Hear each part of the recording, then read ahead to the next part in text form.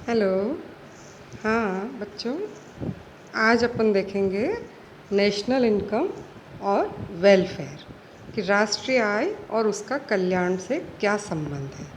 तो सबसे पहले अपन क्या देखेंगे कि राष्ट्रीय आय की इम्पोर्टेंस क्या है, इसका हम क्या उपयोग करते हैं। तो मैंने बताया था आपको कि राष्ट्रीय आय जो क्या है, किसी भी अर्थव्यवस्था की एक तरह से नाड़ी है। पूरी किसी भी अर्थव्यवस्था में क्या गतिविधियां हो रही है, विभिन्न क्षेत्रों की आर्थिक प्रगति किस तरह की हो रही है, देश के निवासियों की आर्थिक स्थिति कैसी है, वहाँ वितरण की व्यवस्था कैसी है। तो ये सारी चीज़ें जो है हमको राष्ट्रीय आय से पता चलती हैं। राष्ट्रीय आय देखा जाए तो आर्थिक गतिविधियों की मापक है। किसी भी देश में किस तरह का विकास है वो वहाँ की राष्ट्रीय आय देख के पता लगा सकते हैं। तो सबसे पहले हम इसके डिफरेंट पॉइंट्स देखेंगे कि आर्थिक विकास का मापदंड, किसी भी देश का आर्थिक विकास कैसा हो रहा है वो वहाँ की राष्ट्रीय आय देख के पता चल सकता है। राष्ट्रीय आय में ही देश का उत्पादन, वितरण, उपभोग, बचत सारी चीज़ें पता चलती हैं। तो ये सारे इंडिकेटर्स किस तरह के हैं, तो इससे हमें पता चलेगा कि विकास कैसा हो रहा है, हम पिछड़े हुए हैं या हम विकसित हैं। फिर सेकंड, जीवन स्तर की जानकारी एवं तुलना। तो अलग अलग समय में विभिन्न क्षेत्रों में विभिन्न वर्गों की आय देख के ही पता चलता है कि उनका जीवन स्तर जो है वो किस तरह का है। विभिन्न देशों की तुलना करनी हो, विभिन्न क्षेत्रों की तुलना करनी हो, तो हम राष्ट्रीय आय को देख के पता लगा सकते हैं। फिर अर्थव्यवस्था के ढांचे का ज्ञान। ढांचे का मतलब क्या है कि विभिन्न क्षेत्रों का योगदान जो है वो राष्ट्रीय आय में किस तरह का है। मतलब कृषि, उद्योग, सेवा, इन विभिन्न क्षेत्रों का कितना कितना भाग राष्ट्रीय आय में है, तो उससे हमें पता चलेगा कि उस देश में क्या चीज़ जो है वो ज़्यादा इम्पोर्टेंट है। फिर राष्ट्रीय आय और वितरण की व्यवस्था। तो राष्ट्रीय आय देख के ही हम ये पता लगा सकते हैं कि वितरण कैसा हो रहा है। अगर राष्ट्रीय आय बढ़ रही है फिर भी अगर लोगों का जीवन स्तर नहीं सुधर रहा है, तो हम क्या कहेंगे कि इसका मतलब वहाँ पे राष्ट्रीय आय का वितरण जो है वो सही तरीके से नहीं हो रहा है। फिर नंबर 5, आर्थिक नीतियों के निर्माण में सहायक। तो राष्ट्रीय आय के आंकड़े देख के ही सरकार जो है अपनी टैक्स पॉलिसी, अपनी tariff policy, development policy, monetary policy, employment policy, investment policy, इन विभिन्न प्रकार की जो पॉलिसीज़ हैं, नीतियां हैं, इनका निर्माण करती है, उसका क्रियान्वयन करती है। फिर सिक्स्थ जो है अर्थव्यवस्था में परिवर्तन के रुख का ज्ञान, कि अर्थव्यवस्था के विभिन्न अंगों में क्या परिवर्तन हो रहा है, उसका पता भी हम राष्ट्रीय आय को देख के लगा सकते हैं। जैसे आप देखें, पहले भारत में जो है कृषि का योगदान बहुत था, लेकिन धीरे धीरे अपन देखते हैं आज सेवा क्षेत्र जो है वो बहुत इम्पोर्टेंट हो गया। तो अर्थव्यवस्था किस तरफ जा रही है वो भी हम राष्ट्रीय आय को देख के पता लगा सकते हैं। फिर तुलनात्मक अध्ययन, जैसे विभिन्न देशों की तुलना करनी हो, विभिन्न समय की तुलना करनी हो, विभिन्न क्षेत्रों की तुलना करनी हो, तो इसमें भी राष्ट्रीय आय के आंकड़े हमको चाहिए होते हैं। फिर नंबर 8, दीर्घकालीन प्रवृत्तियों का अनुमान। तो राष्ट्रीय आय के आंकड़े देख के ही हम पता लगा सकते हैं कि हमारी जो अर्थव्यवस्था वो किस तरह की चल रही है, क्या ट्रेंड चल रहा है और इसमें भावी विकास की किस तरह की संभावना है। तो ये सारी चीज़ें जो है हम राष्ट्रीय आय के आंकड़े देख के लगा सकते हैं। फिर नंबर 9, सामाजिक और आर्थिक दोषों को दूर करने में मार्गदर्शक। तो किसी भी क्षेत्र में बाधाएं आ रही है, दोष आ रहे हैं, चाहे वो सामाजिक हो, आर्थिक हो, तो इनका निवारण राष्ट्रीय आय की प्रगति के बाद ही हो सकता है। फिर इसके अलावा और चीज़ें, जैसे सुरक्षा पे अधिक व्यय करना है कि विकास पे करना है, तो ये भी राष्ट्रीय आय के अनुमान पर ही आधारित होता है। फिर अनुदान विभिन्न क्षेत्रों को कितना देना है, ये भी राष्ट्रीय आय पर ही निर्भर करता है। तो ऐसे हम देखें कि राष्ट्रीय आय जो है ये इनके आंकड़ों के अभाव में हम न योजनाओं का निर्माण कर सकते हैं, न विभिन्न नीतियाँ बना सकते हैं, न उनका मूल्यांकन कर सकते हैं। तो राष्ट्रीय आय जो है इसका अनुमान बहुत ही महत्वपूर्ण है, बहुत ही इम्पोर्टेंट है। नहीं तो इन आंकड़ों के बिना अंधेरे में तीर चलाने के समान होगा। तो राष्ट्रीय आय के आंकड़े जो है बहुत ही ज़रूरी है, इसीलिए इसका अनुमान लगाया जाता है, इनकी गणना की जाती है। अब अपन देखेंगे कि नेशनल इनकम और इकोनॉमिक वेलफेयर में क्या रिलेशन है। तो बच्चों आप देख रहे हैं कि किसी भी देश की आय जब बढ़ती है, उत्पादन बढ़ता है, तभी जो है प्रति व्यक्ति आय भी बढ़ती है, लोगों का जीवन स्तर भी उन्नत होता है, वहाँ लोग सुखी होते हैं, समृद्ध होते हैं। तो ये सब कब होगा? जब हमारी राष्ट्रीय आय बढ़ेगी। तो विकसित देशों में जिनमें कि राष्ट्रीय आय ऊंची होती है, अपन देखते हैं वहाँ का जीवन स्तर बहुत ही उन्नत होता है। जैसे अपन देखें यूएस है, यूके है, जापान है, जर्मनी, फ्रांस, रूस, इन सब देशों की राष्ट्रीय आय ऊंची है, तो वहाँ प्रति व्यक्ति आय भी ऊंची है और लोगों का जीवन स्तर जो है बहुत ही उन्नत है। लेकिन हमारे जैसे देश जो कि विकासशील है, यहाँ के क्योंकि राष्ट्रीय आय कम है तो प्रति व्यक्ति आय भी कम है, और इसीलिए हमारे जैसे देशों के लोग क्या होते हैं, गरीबी भूखमरी से ग्रस्त होते हैं, प्रति व्यक्ति आय बहुत नीची होती है, इसीलिए दुखी होते हैं और यहाँ का जीवन स्तर जो है बहुत ही नीचा होता है। तो लेकिन अब हम आर्थिक कल्याण किसको कहते हैं बच्चों? कल्याण का वो भाग जिसको कि मुद्रा के द्वारा मापा जा सके। मुद्रा के मापदंड से जिस कल्याण को हम नाप सकते हैं उसे ही आर्थिक कल्याण कहते हैं। ऐसे तो कल्याण बाकी बहुत सारी चीज़ों में हो सकता है, सामाजिक भी हो सकता है, राजनीतिक भी हो सकता है, या और भी भावनात्मक भी हो सकता है। लेकिन हम कौन से कल्याण को मेन मानते हैं कि जिसको हम मुद्रा के मापदंड से नाप सकें। ठीक है, तो अब जो है राष्ट्रीय आय और कल्याण का संबंध हम कैसे देख सकते हैं, इसके लिए हम डिफरेंट पॉइंट्स देखेंगे। तो सबसे पहले आप देखिए राष्ट्रीय आय और कल्याण। तो डेफिनेटली राष्ट्रीय आय बढ़ेगी तो हम क्या मान के चलते हैं कि कल्याण बढ़ेगा। इसके लिए हम डिफरेंट पॉइंट्स ले रहे हैं। नंबर 1, राष्ट्रीय आय का आकार तथा प्रति व्यक्ति आय में वृद्धि। तो हम जानते हैं कि जब राष्ट्रीय आय बढ़ती है तो क्या होता है, प्रति व्यक्ति आय भी बढ़ती है, और जब प्रति व्यक्ति आय बढ़ेगी तो क्या होगा कि लोगों का जीवन स्तर ऊंचा होगा। और हम क्या मानते हैं कि जीवन स्तर ऊंचा होगा तो लोग सुखी होंगे, समृद्ध होंगे, और इसीलिए उनका कल्याण ऊंचा होगा।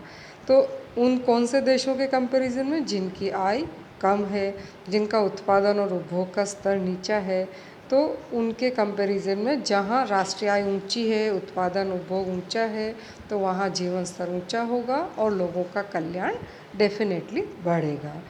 फिर नंबर 2, राष्ट्रीय आय का वितरण। तो अब केवल राष्ट्रीय आय बढ़ने से ही कल्याण नहीं बढ़ता है। राष्ट्रीय आय बढ़ने के साथ साथ बच्चों क्या ज़रूरी है कि उसका जो डिस्ट्रीब्यूशन है, उसका जो वितरण है, वो क्या होना चाहिए? न्यायोचित होना चाहिए, समान होना चाहिए। जब आर्थिक समानता होती है तो लोग जो है सुख और शांति होती है और वो उससे आर्थिक कल्याण बढ़ता है। लेकिन मान लीजिए राष्ट्रीय आय के वितरण में बहुत ज़्यादा असमानता है तो क्या होगा कि लोगों में वर्ग संघर्ष बढ़ेगा, लोगों में अशांति बढ़ेगी, सामाजिक असंतोष बढ़ेगा, तनाव बढ़ेगा। तो क्या ज़रूरी है राष्ट्रीय आय बढ़ने के साथ साथ कि राष्ट्रीय आय का वितरण भी जो है वो न्यायोचित तरीके से होना चाहिए। फिर नंबर 3, राष्ट्रीय आय के व्यय का ढंग, मतलब व्यय किस तरीके से किया जा रहा है। अगर हम जो है हमारा देश आर्थिक विकास के ऊपर ज़्यादा खर्च करता है तो लोगों का जीवन स्तर बढ़ेगा, पूर्ण रोजगार बढ़ेगा, समृद्धि बढ़ेगी। लेकिन मान लीजिए कि जो देश का पैसा है, राष्ट्रीय आय है, वो सुरक्षा पे ज़्यादा खर्च हो जाती है, सैनिक साजो सामान पे ज़्यादा खर्च होती है, तो क्या होगा? तो हमारे जीवन स्तर उन्नत नहीं हो पाएगा। तो राष्ट्रीय आय किस पे व्यय हो रही है? विकास पे हो रही है या सुरक्षा पे हो रही है? विकास पे खर्च करेंगे तो देश आगे बढ़ेगा, देश में उन्नति होगी। लेकिन अगर सुरक्षा पे कर रहे हैं तो फिर देश आगे नहीं बढ़ पाएगा। फिर नंबर 4, राष्ट्रीय आय के उत्पादन का ढंग क्या है? उत्पादन हम कैसे कर रहे हैं? मतलब लोगों की काम की परिस्थितियाँ कैसी है, काम के घंटे कितने हैं। अगर लोगों का शोषण नहीं हो, काम की परिस्थितियाँ अच्छी हो, वातावरण जो है अनुकूल हो, लोगों को किसी तरह की परेशानी नहीं हो, उनका शोषण नहीं हो, उनके स्वास्थ्य पे बुरा प्रभाव नहीं पड़े और स्त्रियों और बच्चों का भी शोषण नहीं हो, तो जब उत्पादन होगा तो वो आर्थिक कल्याण को बढ़ाएगा। काम के घंटे भी सामान्य हो, बहुत ज़्यादा नहीं हो, तो वो आर्थिक कल्याण बढ़ाएगा। लेकिन मान लीजिए कि ऐसी वातावरण में काम करना पड़ रहा है जहाँ लोगों का मन नहीं लग रहा है, बहुत परेशान है, वातावरण सही नहीं है, शोषण हो रहा है, प्रतिकूल परिस्थितियाँ है, काम के घंटे ज़्यादा है, बहुत मेहनत करनी पड़ रही है, फिर राष्ट्रीय आय बढ़ रही, तो वो आर्थिक कल्याण को नहीं बढ़ाएगी। तो क्या ज़रूरी है, लोग प्रसन्नचित होके, खुश होके, स्वस्थ रहे और फिर काम करें तो आर्थिक कल्याण बढ़ेगा। ठीक है। फिर है उत्पादन की संरचना और बनावट। भाई जैसे हमको ये भी देखना है कि उत्पादन कौन सी वस्तुओं का हो रहा है। उपभोग वस्तुओं का हो रहा है जब तो जीवन स्तर जो है वो बढ़ेगा और आर्थिक कल्याण बढ़ेगा। लेकिन मान लीजिए सैनिक साजो सामान पे ज़्यादा खर्च किया जा रहा है, उनका ज़्यादा उत्पादन हो रहा है, तो लोगों का कल्याण नहीं बढ़ेगा। फिर नेक्स्ट नंबर 6, राष्ट्रीय आय तथा रोजगार एवं विकास। तो राष्ट्रीय आय बढ़ने से विकास बढ़ता है, रोजगार बढ़ता है, तो डेफिनेटली कल्याण बढ़ेगा। लेकिन आय बढ़ने से भी रोजगार भी नहीं बढ़ रहा है, आर्थिक विकास भी नहीं बढ़ रहा है, तो आर्थिक कल्याण जो है वो नहीं बढ़ पाएगा। फिर नंबर 7, राष्ट्रीय आय तथा उपभोग वस्तुओं की उपलब्धता। तो उपभोग तो क्या है, हमारी सारी आर्थिक क्रियाओं का आदि और अंत उपभोग है। उत्पादन क्यों किया जाता है, उपभोग के लिए किया जाता है। तो राष्ट्रीय आय बढ़ने से अगर उपभोग वस्तुएं बढ़ती है तब तो कल्याण बढ़ेगा। लेकिन उपभोग वस्तुएं इतनी उपलब्ध नहीं हो पा रही है तो लोगों में असंतोष बढ़ेगा और आर्थिक कल्याण घटेगा। ठीक है। फिर राष्ट्रीय आय तथा उपभोग वस्तुओं की बनावट कैसी है, कि जो उपभोग वस्तुएं उत्पादित हो रही है वो आरामदायक है कि आवश्यक है कि विलासिता की महंगी वस्तु है। अगर अनिवार्य और आवश्यक वस्तुओं का ज़्यादा उत्पादन हो रहा है तो सभी लोगों को, आम लोगों को आराम से वस्तुएं मिलेगी। लेकिन अगर मान लीजिए विलासिता की वस्तुएं जैसे कारें हैं, एसी है, या जैसे फ्रिज है, टीवी है, या हीरे मोती के, हीरे जवाहरात के आभूषण है, तो ऐसी चीज़ें ज़्यादा उत्पादित होगी तो आम लोगों का कल्याण नहीं होगा। तो हमको क्या देखना होगा कि आवश्यक वस्तुएं या आम लोगों की उपभोग की वस्तुएं पर्याप्त मात्रा में उपलब्ध होनी चाहिए, तो आर्थिक कल्याण बढ़ेगा। फिर इसके बाद नंबर 9, राष्ट्रीय आय एवं पर्यावरण। तो हमको क्या देखना है कि जब हमारी राष्ट्रीय आय बढ़ रही है तो जो उत्पादन के तरीके हैं वो पर्यावरण के पोषक है या नहीं, पर्यावरण के रक्षक है या नहीं। अगर पर्यावरण के पोषक और रक्षक है जब तो आर्थिक कल्याण बढ़ेगा।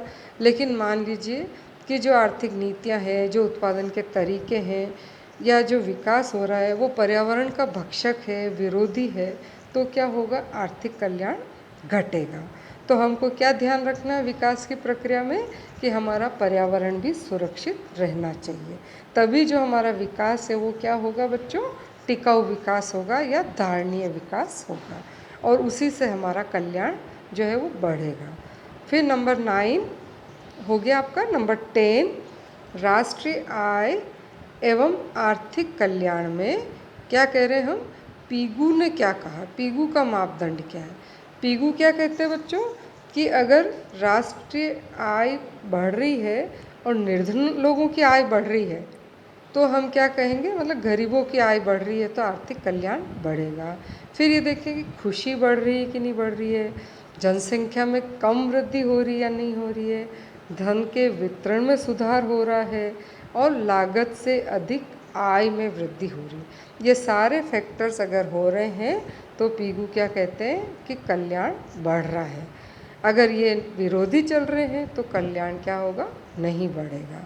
फिर नंबर 11, आधुनिक अर्थशास्त्री एवं राष्ट्रीय आय व आर्थिक कल्याण।